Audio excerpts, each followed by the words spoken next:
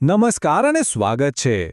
ક્યારે એવું થયું છે કે અંગ્રેજીમાં ભૂતકાળની કોઈ વાત કહેવી હોય અને તમે શુડ હેવનો ઉપયોગ કેવી રીતે કરવો એમાં ગૂંચવાઈ ગયા હો? સારું, તો આજે આપણે બસ આ જ ગૂંચવણને ઉકેલવાના છીએ.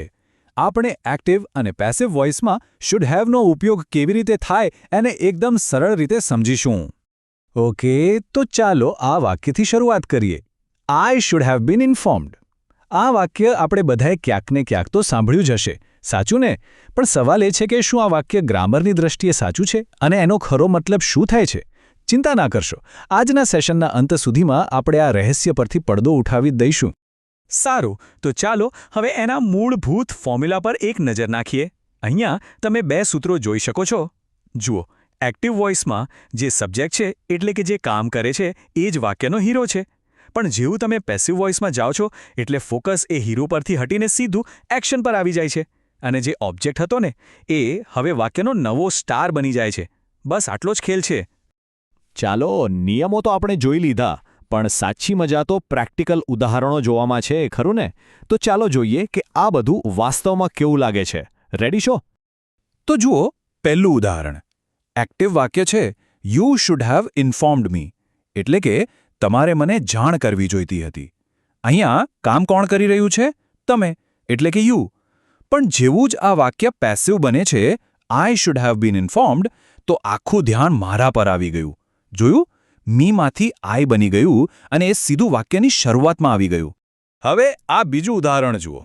એક્ટિવમાં આપણે કહીએ છીએ she should have completed the work. અહીં બધો ભાર કોના પર છે? તેણી પર. પણ જેવું જ આપણે એને પેસિવમાં ફેરવીએ, the work should have bin completed, તો જોયું તમે, ફોકસ તરત જ કામ કરનાર વ્યક્તિ પરથી હટીને કામ પર જતું રહ્યું. આ જ તો પેસિવ વોઇસનો કમાલ છે. અને આ રહ્યું ત્રીજું ઉદાહરણ.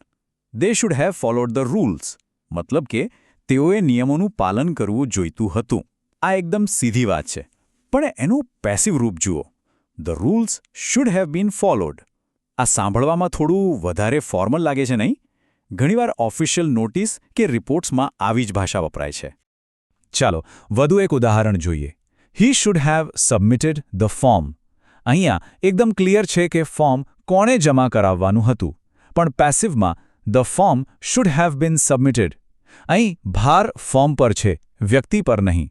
હવે તમને આ પેટર્ન બરાબર સમજાઈ રહી હશે, ખરું ને? અને આ રહ્યું આ વિભાગનું છેલ્લું ઉદાહરણ. વી શુડ હેવ હેલ્પ ધેમ. અહીંયા ક્રિયા કોણ કરી રહ્યો છે? આપણે. હવે એને પેસિવમાં ફેરવીએ તો દે શુડ હેવ બીન હેલ્પ્ડ. જોયું?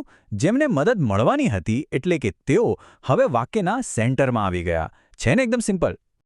ઓકે, તો હવે ખૂબ જ અગત્યની વાત. જુઓ, શીખતી વખતે ભૂલો તો થાય જ, એમાં કોઈ નવી વાત નથી. તો ચાલો આપણે એ જોઈએ કે લોકો સામાન્ય રીતે કઈ ભૂલો કરે છે જેથી કરીને આપણે એ ભૂલો કરવાનું ટાળી શકીએ. અહીંયા ખાસ ધ્યાન આપજો. આ એક ગોલ્ડન રૂલ છે.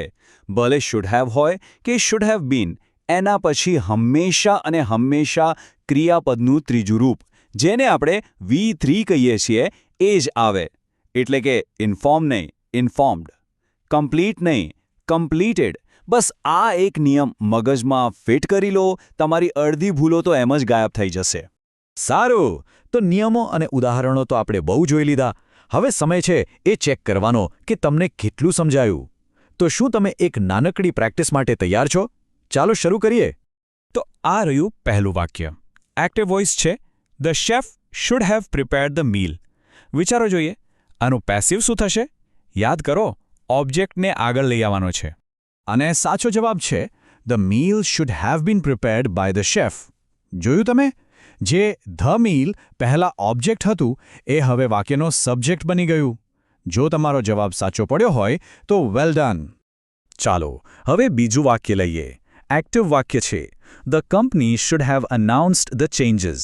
વિચારો અને આને પેસિવ વોઇસમાં ફેરવવાનો પ્રયત્ન કરો. એકદમ સાચું. સાચો જવાબ છે the changes should have been announced by the company. અહીં પણ ધ ચેન્જીસ વાક્યનો નવો હીરો બની ગયો. સરસ. હવે આ થોડુંક ટ્રિકી છે, ધ્યાન આપજો. એક્ટિવ વાક્ય છે someone should have watered the plants. અહીંયા કામ કોણે કર્યું એ ચોક્કસ નથી, સમવન છે. તો વિચારો કે આના પેસિવમાં શું થશે? અને આનો સાચો જવાબ છે the plants should have been watered. તમે જોયો, અહીં આપણે બાય સમવન નથી લખ્યું. એનું કારણ એ છે કે જ્યારે કામ કોણે કર્યું એ મહત્વનું ન હોય અથવા આપણને ખબર જ ન હોય ત્યારે પેસિવ વોઇસમાં એને લખવાની જરૂર નથી. અહીંયા અગત્યનું એ છે કે છોડને પાણી મળવું જોઈતું હતું. કોણે પાયું એ નહીં. બસ, હવે આપણે લગભગ પહોંચી ગયા છીએ. ચલો આ વાક્ય જુઓ. The director should have chosen the actors. આનું પેસિવ શું બનશે? એકદમ બરાબર. પેસિવ વાક્ય બનશે the actors should have been chosen by the director. અહીં પણ જે એક્ટર્સ હતા એ મુખ્ય ભૂમિકામાં આવી ગયા. અને આ રહ્યું છેલ્લું વાક્ય. ચાલો તમારો છેલ્લો પ્રયત્ન. એક્ટિવ વાક્ય છે we should have booked the tickets. આનું પેસિવ શું થશે? ખૂબ સરસ. સાચો જવાબ છે the tickets should have been booked by us. મને ખાતરી છે કે આટલી પ્રેક્ટિસ પછી હવે આ કોન્સેપ્ટ તમારા મગજમાં એકદમ ક્લિયર થઈ ગયો હશે. તો ચાલો આ આખા સેશનનો સારાંશ આ 3 મુદ્દામાં ફટાફટ જોઈ લઈએ. પહેલું, જ્યારે તમારો સબ્જેક્ટ એટલે કે કર્તા પોતે કામ કરતો હોય ત્યારે શુડ હેવ પ્લસ V3 વાપરો. બીજું, જ્યારે સબ્જેક્ટ પર કામ થતું હોય ત્યારે should have bin plus V3 વાપરો. અને ત્રીજું અને સૌથી અગત્યનો નિયમ, એક્ટિવ વાક્યનો ઓબ્જેક્ટ પેસિવ વાક્યનો સબ્જેક્ટ બની જાય છે. બસ આટલું જ યાદ રાખવાનું છે. અને જતા પહેલા તમારા માટે એક સવાલ છોડીને જાઉં છું. આપણે નિયમો તો શીખી લીધા, પણ હવે તમે વિચારો કે તમે ક્યારે જાણી જોઈને પેસિવ વોઇસનો ઉપયોગ કરશો? કોઈ વાત પર વધારે ભાર મૂકવા માટે કે પછી જ્યારે કામ કોણે કર્યું એ બતાવવું ન હોય ત્યારે? યાદ રાખજો, ભાષા ફક્ત નિયમોનો સમૂહ નથી, એ એક કળા છે. આના પર જરૂર વિચાર કરજો. ફરી મળીશું